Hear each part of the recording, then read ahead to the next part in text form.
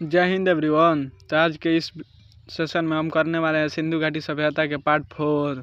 हम पार्ट 1, 2, 3 करा दिए हैं। अगर आप ये पार्ट 4 तक देख लेते हो तो आपसे सिंधु घाटी सभ्यता से जो भी प्रश्न आएगा एग्जाम में वो आप नहीं छोड़ सकते हो।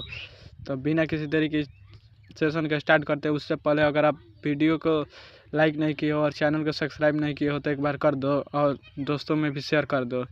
तो ये आपका रहने वाला है आर्मी जीडी, SSGD और अन्य एग्जाम के लिए VVI MCQ। तो चलिए सबसे पहले हम शुरू करते हैं इस चैप्टर को। इसके बाद हम हिस्ट्री का दूसरा चैप्टर लेंगे, उसको बारीकी से एकदम पढ़ेंगे।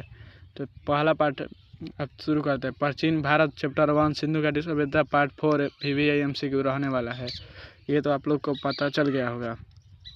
आपका पहला नंबर प्रश्न है, हड़प्पा सभ्यता में अनजान पसीने का प्रमाण किस रूप में मिला था?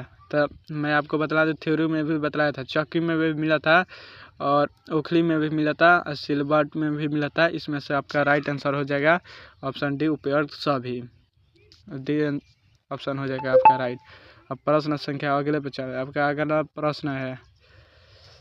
प्रश्न में सिंधु घाटी सभ्यता में किस प्रकार का दीपक मिला है? तो इसका आपका राइट आंसर हो जाएगा ऑप्शन सी, मिट्टी का। वहाँ पर अधिकतर जो भी मिला था वो मिट्टी का ही था।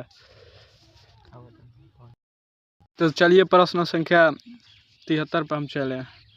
आपका 73 नंबर प्रश्न है, हड़प्पा सभ्यता में महिलाएं क्या पहनती थी? तो इसका आपका राइट आंसर हो जाएगा 2 टुकड़े का वस्त्र। वहाँ पर कोई आजकल के ज़माना जैसे साड़ी वगैरह नहीं था, वहाँ पर टुक महिलाएं पहनना अक्सर करती थी। तो अब प्रश्न संख्या 74 पे चलें। आपका 74 नंबर प्रश्न है, सिंधु घाटी सभ्यता में के पुरुष का क्या पहनते थे? वहाँ के पुरुष क्या पहनते थे? तो वहाँ पर पुरुष पहनते थे धोती भी, शॉल भी, एक वस्त्र भी। इसका राइट आंसर हो जाएगा उपयुक्त सभी। Option number D the right answer. अब प्रश्न संख्या अगले पे चले। आपका अगला प्रश्न है, सिंधु सभ्यता में कौन सा खेल धार्मिक रूप से जुड़ा था? तो इसका राइट आंसर हो जाएगा ऑप्शन डी, इनमें से कोई नहीं। वहाँ पर हम थ्योरी भी कराए थे तो वहाँ पर कोई भी नहीं खेल था, पासा भी नहीं था, कुश्ती भी नहीं था, शिकार भी नहीं था। तो इसीलिए इसमें से कोई नहीं हो जाएगा option D the right answer. अब प्रश्न संख्या अगले पर चलें। आपका अगला नंबर प्रश्न है, हड़प्पा सभ्यता में सबसे सामान्य खिलौना क्या था? तो इसका आपका राइट आंसर हो जाएगा ऑप्शन बी, बैलगाड़ी। प्रश्न संख्या 77 नंबर है, सिंधु घाटी सभ्यता में बच्चों के खिलौनों किससे बने होते थे? तो इसका आपका राइट आंसर हो जाएगा मिट्टी। वहाँ पर कोई भी धातु और इत्यादि का खोज नहीं किया गया था। प्रश्न संख्या अगला है आपका, सिंधु सभ्यता में मछली पकड़ने का औजार किससे बनाए थे? तो इसका आपका राइट आंसर होगा ऑप्शन सी, पत्थर से बना था। वहाँ पर जाल वगैरह कुछ नहीं था मछली पकड़ने के लिए। 79 नंबर है, सिंधु घाटी सभ्यता के किस पशु का उपयोग खेती में होता था? तो इसका आपका राइट आंसर हो जाएगा ऑप्शन सी, बैल। बैल से भी वहाँ पर खेती वगैरह होता था। घोड़ा ऊँट से तो खेती नहीं हो सकता है, तो ये तो कॉमन चीज़ है। प्रश्न संख्या अगला है, हड़प्पा सभ्यता में बैलगाड़ी का प्रयोग किस लिए होता था? तो इसके लिए आपका राइट आंसर हो जाएगा ऑप्शन सी, परिवहन। बैलगाड़ी जो उसका उपयोग होता था एक जगह से दूसरे जगह जाने में, तो उसी को परिवहन भी बोलते हैं। सिंधु घाटी सभ्यता में किस धातु का प्रयोग हथियारों में नहीं हुआ? तो इसका आपका राइट आंसर हो जाएगा ऑप्शन डी, लोहा का प्रयोग नहीं हुआ हथियार के लिए। आपका प्रश्न अगला है, सिंधु सभ्यता में सामाजिक वर्ग का स्पष्ट प्रमाण क्यों नहीं मिला? तो इसका आपका राइट आंसर हो जाएगा ऑप्शन बी, सामान्य औसत व्यवस्था। प्रश्न संख्या आपका अगला है, सिंधु घाटी सभ्यता में किस वर्ग का प्रभुत्व माना जाता था? इसका आपका राइट आंसर हो जाएगा ऑप्शन सी, पुरोहित। प्रश्न संख्या आपका 84 नंबर है, सिंधु घाटी सभ्यता में किस प्रकार का समाज था? तो इसका आपका राइट आंसर हो जाएगा ऑप्शन बी, धूमंतु। प्रश्न संख्या अगला है, 85 नंबर आपका प्रश्न है, सिंधु सभ्यता में के लोग किस प्रकार के घरों में रहते थे? तो इसका आपका राइट आंसर हो जाएगा ऑप्शन सी, पक्के के घर में। प्रश्न संख्या अगला है, सिंधु घाटी सभ्यता में पशुपालन का सबसे बड़ा प्रमाण किससे मिलते हैं? तो इसका आपका राइट आंसर हो जाएगा ऑप्शन सी, बैल से। आपका अगला प्रश्न है, सिंधु सभ्यता में संगीत के प्रमाण किस रूप में मिला? तो इसका आपका राइट आंसर होगा नृत्य और मूर्ति। प्रश्न संख्या आपका 88 नंबर है। सिंधु घाटी सभ्यता में किस प्रकार के नावे का प्रयोग हुआ? तो इसका आपका राइट आंसर हो जाएगा ऑप्शन बी, छोटी नावे। प्रश्न संख्या आपका 89 नंबर है। सिंधु सभ्यता में किस धातु से आभूषण नहीं बनाए जाते थे? तो इसका आपका राइट आंसर हो जाएगा ऑप्शन डी, लोहा। सोना से भी बनाए जाते थे, चांदी से भी, तांबा से आभूषण बनाए जाते थे। आपका प्रश्न संख्या 90 नंबर पे हम फाइनली पहुंच चुके हैं। आपका 90 नंबर प्रश्न है, सिंधु घाटी सभ्यता का सबसे बड़ा बंदरगाह नगर कौन है? तो इसका आपका राइट आंसर होगा ऑप्शन ए, लोथल। संख्या 91 पे हम चले। 91 नंबर प्रश्न है, सिंधु घाटी सभ्यता के पतन का सबसे प्रमुख कारण क्या माना जाता था? तो इसका आपका राइट आंसर हो जाएगा ऑप्शन डी, उपयोग सभी, आर्य का आक्रमण, बाढ़ भी, जलवायु परिवर्तन सभी।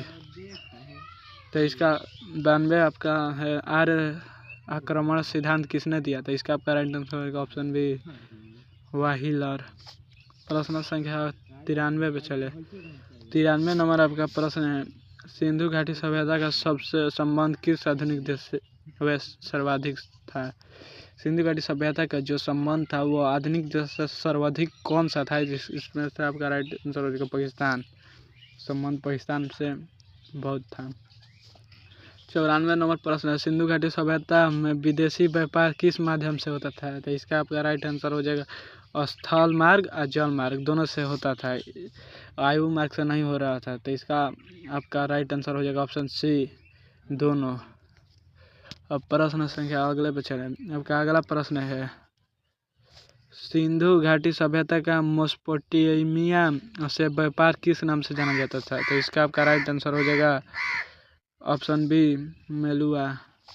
प्रश्न संख्या आपका अगला है, सितकोहर दौर किस लिए प्रसिद्ध था? तो इसका आपका राइट आंसर हो जाएगा ऑप्शन सी, व्यापारिक चौकी। आपको प्रश्न संख्या 97 है, 97 नंबर प्रश्न है, सिंधु घाटी सभ्यता किस पशु के अवशेष नहीं मिला? तो वहाँ पर आपका राइट आंसर हो जाएगा ऑप्शन सी, घोड़ा। वहाँ पर घोड़ा का कोई प्रमाण नहीं था। प्रश्न संख्या 98 है आपका। 98 नंबर प्रश्न में दिया गया है, सिंधु घाटी सभ्यता में प्रमुख मुख्य माप प्रणाली कैसी थी? इसका आपका राइट आंसर होगा ऑप्शन बी, दशमलव। प्रश्न संख्या 99 पे चल। 99 नंबर प्रश्न है आपका, सिंधु घाटी सभ्यता में किस धातु का प्रयोग हथियारों में नहीं होता था? तो इसका आपका राइट आंसर हो जाएगा ऑप्शन डी, हथियार बनते थे बट लोहा का उपयोग वहाँ पर नहीं बिल्कुल हुआ करता था, इसलिए आपका ऑप्शन नंबर डी हो जाएगा, लोहा। प्रश्न संख्या 100 नंबर है आपका, सिंधु घाटी सभ्यता के लोग किस रंग के मोती पहनते थे? तो इसका आपका राइट आंसर हो जाएगा ऑप्शन डी, सभी, नीला भी, लाल भी, हरा भी। अगर प्रश्न संख्या 101 है, 101 में दिया गया है, सिंधु के लोग किस वृक्ष की पूजा करते थे? तो इसका आपका राइट आंसर होगा ऑप्शन बी, पीपल। आपका प्रश्न संख्या 102 है, नृत्य करती हुई लड़कियों की मूर्ति कहाँ से मिली? तो इसका आपका राइट आंसर हो जाएगा ऑप्शन सी, मोहनजोदड़ो। प्रश्न संख्या 103 है आपका। 103 में दिया गया है, सिंधु घाटी सभ्यता के लोग किस प्रकार के समाज में रहते थे? तो इसका आपका राइट आंसर होगा ऑप्शन डी, उपवर्ग से भी, संबंधी, वर्ग विहीन, संबंधी, इनमें तीनों हो जाएगा, तो इसलिए आपका ऑप्शन नंबर डी हो जाएगा राइट आंसर।